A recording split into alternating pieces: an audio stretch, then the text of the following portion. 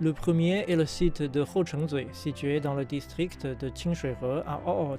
Il s'agit du plus grand site de ville en pierre du néolithique tardif jamais découvert dans la zone centre-sud de la Mongolie intérieure. Depuis 2021, les fouilles se sont concentrées sur le système défensif le plus extérieur de la ville de pierre de Hochengzui. Deux passages souterrains ont été découverts, révélant davantage le système complexe et complet de défense de la ville. Ensuite, nous allons au site de Bizun, une immense cité de pierre du district de Xinxian dans la province du Shanxi datant d'il y a 4000 ans.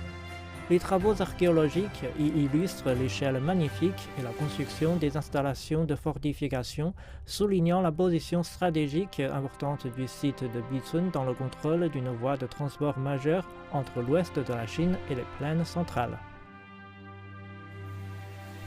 Le site de Arlitro, qui remonte à environ 3500 ans et couvre une superficie de 3 millions de mètres carrés, est situé dans le district de Yanshi dans la province du Henan.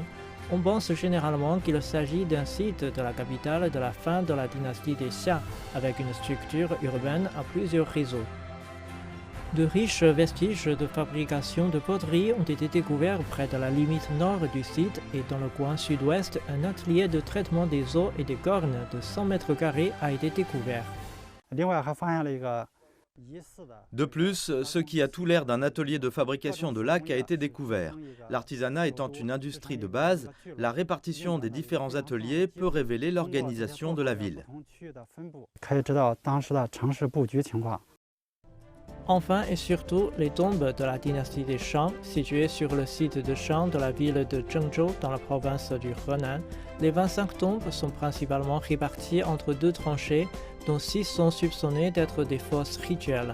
La deuxième tombe contient la plus grande variété d'objets funéraires, notamment des vases de cérémonie en bronze, des armes, des pièces de monnaie en coquillage et des plaques de turquoise incrustées.